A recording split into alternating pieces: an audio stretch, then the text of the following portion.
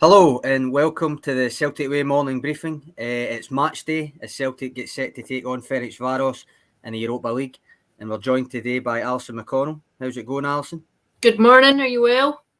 I'm not bad, you? Not too bad, thank you. Good. Now, before we start, can I just remind everybody that it's a 3:30 kick-off this afternoon?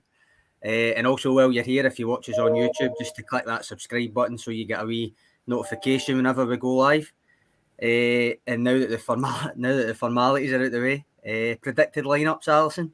Me, you, and Andy's are live on the website, but I did notice straight away one big difference between mine and yours, Alison, is that you've gone for Nir Bitton to start ahead of Tom Rogic. So, what's your thinking there? Well, my thinking would be fairly obvious. I think having two defensive midfielders just might lend an element of solidity to the team. I think at times they've been too soft. I would concede that this is perhaps my view rather than the lineup that you may see. I'm not sure. He has done it before, but I think Ange Postecoglou was fairly clear yesterday, particularly with the written press, about his principles and why he is so firmly embedded to them.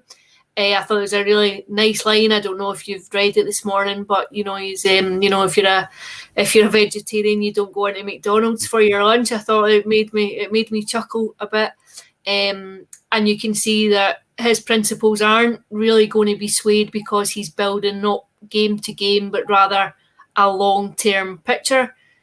I do wonder about that. I do wonder if there's just elements where you can stick to your attacking principles, but still compromise with the players that you have available and how you wish to set up.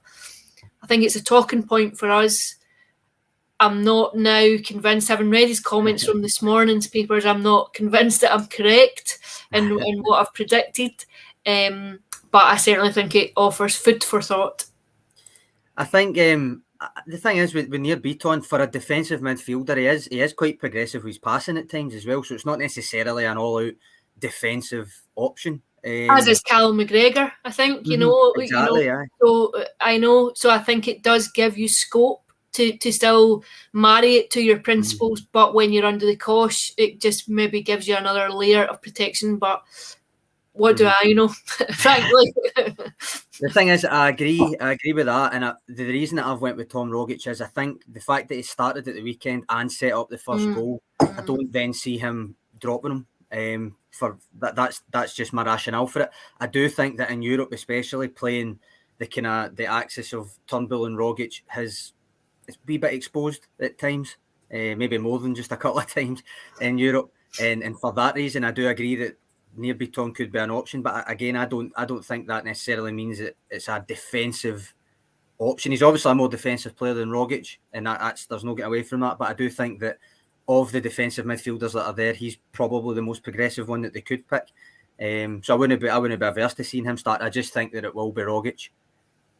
And while we're on the subject of central midfielders, it would probably be remiss not to mention James McCarthy. His absence from the squad on Saturday has now, Ange's attributed it to a muscular injury. I would say that the jury's still well and truly out on McCarthy and his suitability for the kind of type of football that we're talking about there that Celtic want to play, given the position that he occupies, but also due to his injury record and the fact that he's been given a 4-year deal. So do you feel that there's a justification for such concern this early in his Parkhead career?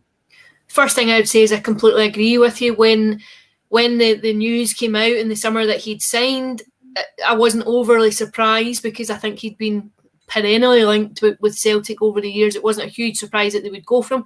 I was shocked at the length of the deal when it emerged that it was a 4-year contract. I was taken aback. One, because it's quite unusual for Celtic to offer anyone 4-year deals, especially a player of his age and a player of his fairly extensive injury record. So I do think there's scope for concern there. I think financially you're locked into now a fairly tight contract. I'm not sure if maybe there's a basis of appearances and it might be tied into all different kinds of factors, that 4-year deal, but it's still a weighty, lengthy contract for a player who hasn't really featured regularly at first team level on a consistent basis for a number of seasons. I think we've only seen him fleetingly so far. I think that he didn't look match fit. I didn't think he looked as though he was ready to come in. I agree with you in terms of the kind of football that Celtic play and Ange Postecoglou wants to play. It's very fast moving, it's very swift. I think there's a huge focus on the intensity of games. I think he struggled to cope with that in what we've seen.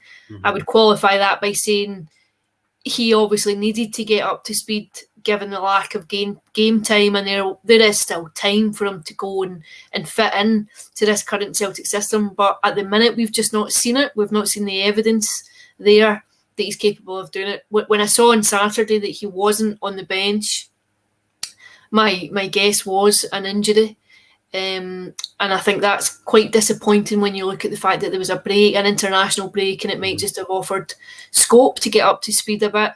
I think it's disappointing, and it's been a fairly inauspicious start so far. I think Ange Postecoglou is right, of course, to point out that he didn't have a pre-season either, and that doesn't help with all the injury stuff.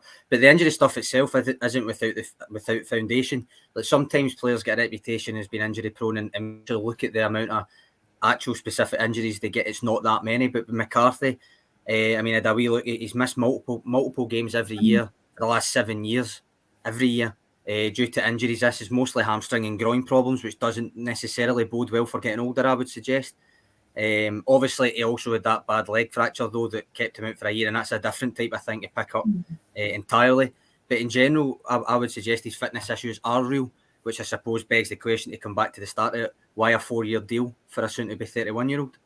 I completely agree. I really do. I think it left a few people scratching their heads. I think it's also very unlike Celtic, I think, in a business sense, to offer deals of that length of time. I'm not sure if maybe it was a necessity in terms of the way that the deal was structured financially, just to get the player into the club.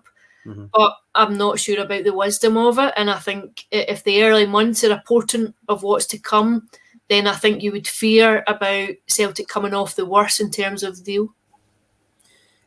That wee diversion aside, I think the rest of our predictive lineups were the same. I think so. Correct me if I'm wrong, but Hart in goal, back four are Ralston, Carter, Vickers, Starfelt, and Montgomery. McGregor and Turnbull, obviously we differed on Beaton and Rogic, and then up front, Jota, Abada, and Kyogo. Correct. Yep. That's all the same for me. I think largely because I think there are, at the minute, I'm not sure that there's really any other options for those positions. I think if Juranovic is still out, which I think he is, Greg Taylor's obviously still out, Bolingoli is ineligible for the game. I think the team almost picks itself in terms of who's available. I mean, I flirted yesterday when we were doing our predicted lineups with putting Juranovic straight back in at left back, but then with Postecoglou saying that he was at the tail end of his rehab, the way that he phrased that makes me think that he's not going to be there. But do you think there's any scope whatsoever for Postecoglou to surprise us throughout the rest of those positions? Thinking maybe, I mean, left back's probably the only one that could change again from Saturday. But Juranovic is the only one that I think might be a surprise. I think I agree with you. I thought when he said he's coming to the tail end of his rehab, I thought it suggested that he wasn't capable of going straight back in. However, I think if he thought he was fit enough to play, I think he might be tempted to put him straight in. He put him straight in at Ibrox at the end of August when he had just come in. You never know. That's the one area that I think just might raise an eyebrow if he goes in. I'm not sure how viable that is. I'm not privy to just how fit he actually is, but that would be the only one that I think might be up for negotiation. The rest of it, I can't see any real changes. I don't think Giakoumakis would start up front yet. I don't think he's done enough to suggest that he would come in and take a starting jersey, although I do think that Kyogo is probably more effective out wide than he is through the middle, so there may be a temptation there to tweak it, but I don't envisage it. I personally prefer Kyogo through the middle, but he's got that versatility in his game that, I mean, we've shot in the last 2 games. If Giakoumakis comes on, or any central striker, Ayeti in the Aberdeen game and stuff, if they come on, then it's not a case of having to take Kyogo off. He'll go out wide left usually. And Jota can either go wide right, or when James Forrest is back, you can rotate that again if you want. So it's good to have options, but I think, I mean, we're discussing there's very little difference between our teams, and a lot of that is down to the fact that even though there are players returning, the squad depth issue is still there. You can still see it. Yeah, I completely agree. I think when everyone is fit and available, I think Celtic do have decent depth, but at the minute, I think when you lose a few key players, it highlights areas where they're light.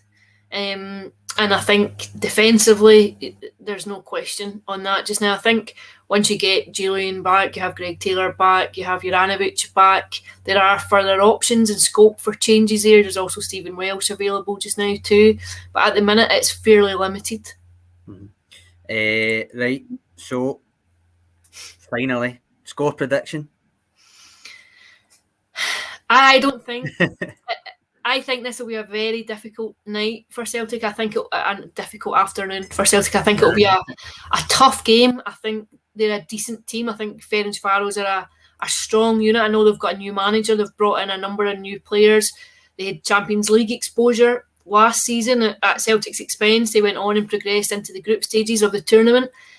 I think they're a strong team. I'm going to go for Celtic to win 2-1. I think they will concede. I'm not sure that they look capable of clean sheets against good opposition. I think good opposition will find deficiencies at the back line, but I think middle to front, they create chances. But crucially, what I do think is this is a game that they have to win. If you're going to have any kind of encouragement in the Europa League campaign, I think it's a game they need to win.